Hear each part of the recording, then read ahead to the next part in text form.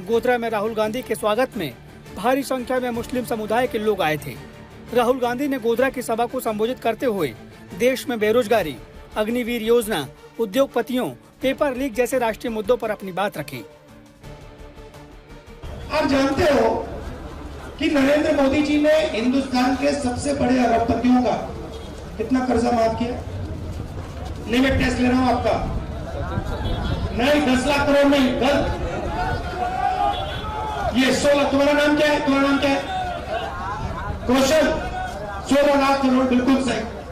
आप मुझे बताओ, नरेंद्र मोदी ने किसानों का कितना कर्जा माफ किया? मजदूरों का कितना कर्जा माफ किया? छोटे व्यापारियों का कितना माफ किया? गोधरा में राहुल गांधी की न्याय यात्रा में आए समर्थकों से हमने बात की। राहुल के आने से यहाँ पर समर्थकों का जोश भी हाई दिखा। अगर ये ज़्यादा सीटें लेकर आते हैं तो जैसे पहले माहौल था भाजपा से पहले 9 साल पहले, ऐसा कुछ हो सकता है। अभी राहुल गांधी से मैंने बात की और बोला मेरे के स्वामिल, हमारी स्वामिल है उमर जी स्वामिल, हमने भी बोला कि हमारे भी कुछ गवर्नमेंट की कुछ प्रॉब्लम होती है, तो हमने भी राहुल गांधी को इशारा करे। राहुल गांधी ने हाथ हमारे सामने किया और हम चाहते हैं कि हिंदुस्तान में तरक्की होनी चाहिए और छोटे छोटे लोगों को भी कामयाबी मिलनी चाहिए। गोधरा के बाद अगला पड़ाव पंचमहल का आया, जहां राहुल गांधी ने गणेश मंदिर में दर्शन किए। पंचमहल से यात्रा आगे बढ़ते हुए हलोल बस स्टैंड से आगे बढ़कर महाराणा प्रताप चौक पहुंची। यहां भी राहुल गांधी ने एक नुक्कड़ सभा को संबोधित किया। हलोल से आगे बढ़कर यात्रा पावागढ़ पहुंची। पावागढ़ से आगे बढ़ते हुए शिवराजपुर और जाम्बू घोड़ा का दूसरा दिन का अंतिम पड़ाव आया। यहाँ भी कांग्रेस और राहुल के समर्थकों ने यात्रा का जमकर स्वागत किया। जाम्बू घोड़ा में रात्रि विश्राम के साथ गुजरात में भारत जोड़ो न्याय यात्रा का दूसरा दिन पूरा हुआ। गुजरात के जाम्बू घोड़ा से अतुल तिवारी के साथ आज तक ब्यूरो। इसी बीच राहुल गांधी से जुड़ी एक और बड़ी और अहम खबर आ रही है। राहुल गांधी 2024 का लोकसभा चुनाव केरल की वायनाड सीट से ही लड़ेंगे। केंद्रीय मंत्री और अमेठी से सांसद स्मृति ईरानी उन्हें लगातार अमेठी से लड़ने की चुनौतियां दे रही थीं। वहीं कांग्रेस आला कमान पार्टी का मसला बताकर इससे पल्ला झाड़ रहे थे। भारत जोड़ो यात्रा के साथ चल रहे वरिष्ठ कांग्रेस नेता जयराम रमेश से हमारे संवाददाता अतुल तिवारी ने खास बातचीत की है, सुनिए। भारत जोड़ो न्याय यात्रा का गुजरात में आज दूसरा दिन है। हमारे साथ कांग्रेस के नेता जयराम रमेश जी मौजूद हैं, उन्हीं से बात करेंगे। सर, जिस बेल्ट से पूरी यात्रा आगे की तरफ जा रही है, कितना फायदा होता हुआ दिख रहा है, क्योंकि 7 जिलों का समावेश गुजरात में किया गया है? ये चुनावी यात्रा नहीं है, ये वैचारिक यात्रा है। विचारधारा के आधार पर ये भारत जोड़ो यात्रा और ये भारत जोड़ो न्याय यात्रा निकाला गया है। आज हम यहाँ दोहाड़ और पंचमहल में रहेंगे। अगले 3 दिन के लिए हम गुजरात में हैं, उसके बाद हम महाराष्ट्र में जाएंगे। मणिपुर से हमने शुरुआत की थी 14 जनवरी को और 5 न्याय को लेकर भारत जोड़ो न्याय यात्रा निकला है। नारी न्याय, आज अंतर्राष्ट्रीय महिला दिवस भी है। नारी न्याय, युवा न्याय, किसान न्याय, श्रमिक न्याय और हिस्सेदारी न्याय। अब तक कांग्रेस अध्यक्ष खड़गे जी और राहुल जी ने किसान न्याय पर गारंटी दी है, हिस्सेदारी न्याय पर गारंटी दी है और कल बांसवाड़ा में 5 सूत्री कार्यक्रम युवा न्याय को लेकर उसकी घोषणा हुई है। गुजरात में किस किस्म की घोषणाएं हो सकती हैं, क्योंकि अभी आने वाले और भी 2 दिन इस यात्रा? यहाँ देखिए, ये सारे इलाके जहाँ से भारत जोड़ो यात्रा निकल रहा है, ये जल जंगल जमीन का इलाका है। तो राहुल जी बार बार कह रहे हैं हिस्सेदारी न्याय, जाति गिनती होनी चाहिए, ताकि जो विकास होता है, हम तेजी से विकास होने की जरूरत है, पर विकास की कीमत कौन चुकाते हैं और विकास का फायदा किसको पहुंचता है, यही तो बात है ना। आर्थिक विषमताएं बढ़ रही हैं, हमारा देश में विकास हो रहा है, जीडीपी बढ़ रहा है, पर फायदा किसको मिल रहा है? आर्थिक विषमताएं बढ़ रही हैं और आर्थिक विषमताएं बढ़ रही हैं, उसके साथ साथ सामाजिक ध्रुवीकरण भी बढ़ रहा है। तो ये हमारे समाज के लिए फायदेमंद नहीं होगा, ये खतरनाक होगा। हमारे आदिवासियों के लिए जो हमने कानून बनाए थे, पेशा कानून, वन अधिनियम, अधिनियम कानून, जो वन अधिकार अधिनियम जो हमने बनाया था 2006 में, तो पर्यावरण से संबंधित कानून, तो ये सब कानून का नजरअंदाज किया जा रहा है, ग्राम सभाओं को कमजोर किया जा रहा है। तो इसी संदेशा को लेकर राहुल जी निकले हैं। तो जयराम रमेश जो कि भारत जोड़ो न्याय यात्रा में मौजूद हैं, भारत जोड़ो न्याय यात्रा का आज दूसरा दिन है। स्मृति ईरानी ने जो बयान अमेठी और राहुल गांधी के चुनाव लड़ने को लेकर दिया था, तो जयराम रमेश का स्पष्ट कहना है कि स्मृति ईरानी का काम ही है बयान देना, सीसी द्वारा तय किया जाएगा और खास करके अमेठी की जनता चाहती है कि राहुल गांधी वहां से चुनाव लड़े। हालांकि आखिरी निर्णय सीसी और प्रियंका गांधी की तरफ से लिया जाएगा। दाऊद से कैमरा पर्सन प्रीतेश रावल के साथ अतुल तिवारी, आज तक। अब रुक करते हैं एक और बड़ी और अहम खबर का। पीएम मोदी ने महिला दिवस पर रसोई गैस सिलेंडर के दाम 100 रुपए घटाकर महिलाओं की सौगात देने की बात कही है। दूसरी ओर विपक्ष सवाल उठा रहा है कि क्या चुनावी वुमेन्स डे भी है। मैं देश की सभी महिलाओं को, बहनों को, बेटियों को इंटरनेशनल वुमेन्स डे की बहुत बहुत बधाई देता हूं। और आज ही मैं अभी, आप तो यहां बैठे हैं, मैं गैस सिलेंडर का 100 रुपया कम करके आया हूं। देश की करोड़ों महिलाओं के लिए राहत की बात थी, क्योंकि संख्या के हिसाब से देखें कुल 31 करोड़ 40 लाख एलपीजी रसोई गैस के कनेक्शन हैं, 10 करोड़ 27 लाख उज्ज्वला योजना लाभार्थी, करीब 21 करोड़ घरों में 100 रुपए महीने की बचत होगी, 10 करोड़ से अधिक घरों में 300 रुपए महीने की राहत जारी रहेगी। माननीय श्री नरेंद्र मोदी जी ने वुमेन्स डे में वुमेन्स लोग के लिए बहुत बड़ा गिफ्ट दिया है। आज जब ट्वीट देखा कि 100 रुपया कम हो गया, मुझे तो बहुत खुशी हुई। पूरे 100 रुपए जब कम होते हैं सिलेंडर पे, तो एक आम महिला जो किचन में खाना बनाती है और सिलेंडर की तरफ भी देखती है। 100 रुपया किए हैं वो तो अच्छे किए हैं, वो तो उनके लिए तारीफ है। ये अच्छी बात हुई है कि 100 रुपया कम हुआ है। मोदी जी ऐसे तो सब कुछ जो भी महिला लोग के लिए करते हैं, बहुत करते आए हैं। 100 रुपया कम किए हैं तो ठीक है। मोदी जी ने बहुत अच्छा काम किया है। ये तो कुछ राहत मिली है कि 100 रुपए तो कम हुए। चुनावी मौसम ही सही, देश के 20-21 करोड़ घरों में किचन के खर्चे में 100 रुपए महीने की बचत का मौका है, लेकिन विपक्षी दल इसे चुनावी स्टंट कहते हैं।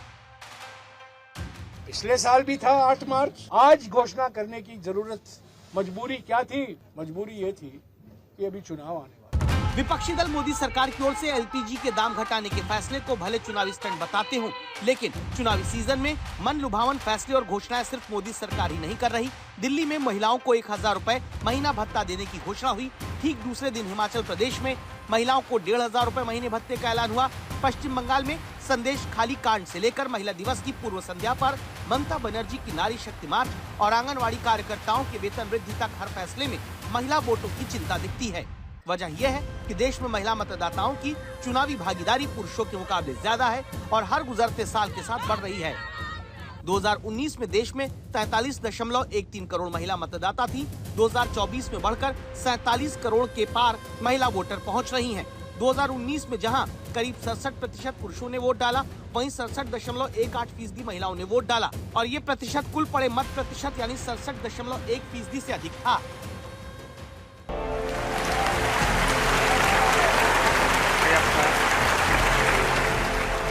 वोट बैंक के लिहाज से महिला ही नहीं, इस चुनाव में रोजगार के मुद्दे पर भी सभी दल युवा वोटर को लुभाने के वादे कर रहे हैं। राहुल गांधी सरकार बनते ही 30 लाख सरकारी नौकरी की गारंटी देते हैं। तेजस्वी यादव बिहार में लाखों नौकरी के दावे के साथ वादे करते हैं। सरकार 1.5 साल में 8 लाख से ज्यादा नियुक्ति पत्र केंद्र में बांट चुकी है। हमने 5000 करोड़ रुपए। राहुल गांधी ने घोषणा पत्र जारी होने से पहले 5 गारंटी की घोषणा की। राहुल गांधी ने कहा कि उनकी सरकार बनी तो 30 लाख सरकारी नौकरी पर भर्ती की जाएगी। देश के युवाओं को अप्रेंटिसशिप यानी ट्रेनिंग भत्ता देंगे। पेपर लीक के खिलाफ कानून बनाएंगे। Driver, security guard, delivery boy जैसे काम करने वालों को पेंशन दी जाएगी। हर जिले में 10 करोड़ रुपए का फंड स्टार्टअप्स के लिए दिया जाएगा। चुनावी मौसम में राजनीतिक दलों को रोजगार की याद इसलिए भी आ रही है, देश में 97 करोड़ मतदाता हैं। 66-67% यानी करीब 65 करोड़ वोटर युवा हैं जो 18 से 29 साल के हैं। आंकड़े बताते हैं कि देश के कुल वोटर में 6% करीब 6 करोड़ मतदाता पहली बार वोट करने जा रहे हैं। रोजगार का सबसे बड़ा सवाल युवाओं के लिए है, क्योंकि बेरोजगारी की बात की जाए और पिछले 2 दशक की तुलना करें तो ईयूएस और पीएलएफएस एनएसएसओ के आंकड़ों के मुताबिक 2009-10 में देश में बेरोजगारी दर 2% थी, जो 2020-21 में बढ़कर 4.2% हुई। हालांकि 2022-23 में बेरोजगारी दर देश में 3.2% रही है। 2022-23 में बड़े राज्यों में बेरोजगारी दर की बात करें तो आंध्र में 24%, राजस्थान में 23.1% और ओडिशा में 21.9% रही। मैं गैस सिलेंडर का 100 रुपया कम करके आया। देश के स्तर पर बेरोजगारी का मुद्दा उठा रहे दल अपनी अपनी पार्टी शासित राज्यों की बेरोजगारी दूर करने की गारंटी पहले पूरी करते हैं या चुनावी सीजन में सत्ता के लिए वादों और दावों का दौर जारी रहेगा, यही देखना है। आज तक ब्यूरो। गुजरात के मुख्यमंत्री भूपेंद्र पटेल ने तीर्थ स्थली डाकोर में एक नए पुल का उद्घाटन किया। वहीं आज ही मोरबी में मच्छू नदी पर बने नए पुल के टूटने और गड्ढे पड़ने की खबर आ गई। गुजरात में नए पुलों के टूटने और दरकने की आधा दर्जन से ज्यादा घटनाएं हो चुकी हैं। भ्रष्टाचार के गंभीर आरोपों के बावजूद सिलसिला नहीं थम रहा। बहुत ही कम लोग होते हैं जो अपनी कमियों को स्वीकार कर पाते हैं और उससे कम लोग होते हैं जो उन कमियों को अपनी ताकत बना लेते हैं। गुजरात के डॉक्टर गणेश बारैया इन्हीं चंद लोगों में से एक हैं। हाइट है महज 3 फीट, लेकिन अपनी लगन से उन्होंने डॉक्टरी का ऊंचा मुकाम हासिल कर लिया है और दुनिया के सबसे कम हाइट के डॉक्टर बन गए हैं।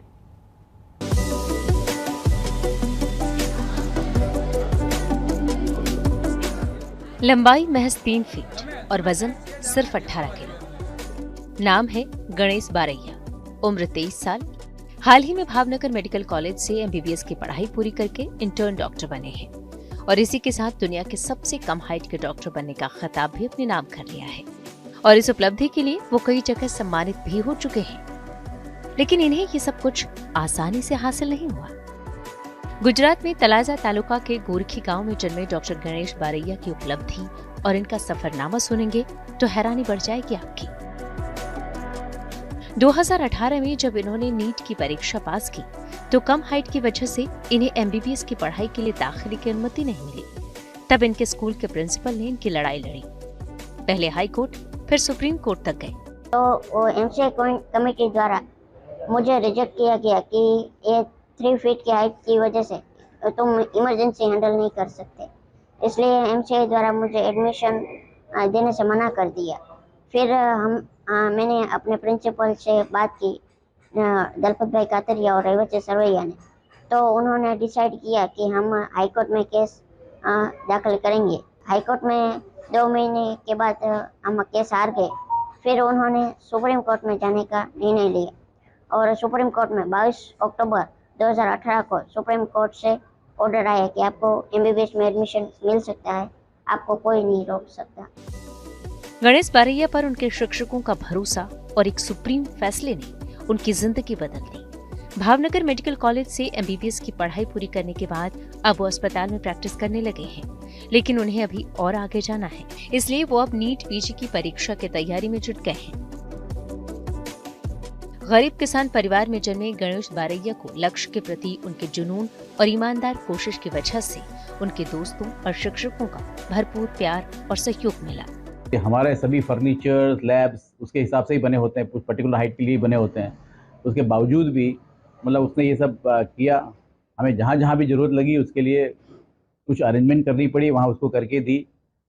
और जैसे लेबोरेटरी है, एग्जामिनेशन हॉल है, डेमोन्स्ट्रेशन रूम है, एग्ज़ाम में कहीं पे भी, तो आज मतलब वो डॉक्टर बन गया इस सब के बावजूद, इन सब दिक्कतों के बावजूद। तो हमारे लिए रियली वो बहुत ही खुशी की बात है। डॉक्टर गणेश के 7 भाई बहन हैं, संयुक्त परिवार में रहते हैं, गरीब किसान परिवार से आते हैं, लेकिन शिक्षा का महत्व खूब जानते हैं। तभी तो उनके स्कूल के शिक्षक उनके लिए देवदूत बन गए। दुनिया के सबसे कम हाइट के डॉक्टर बनने का सपना दिखाया और अपने छात्र के लिए सुप्रीम कोर्ट तक जाकर कानूनी लड़ाई लड़ी। नितिन गोयल,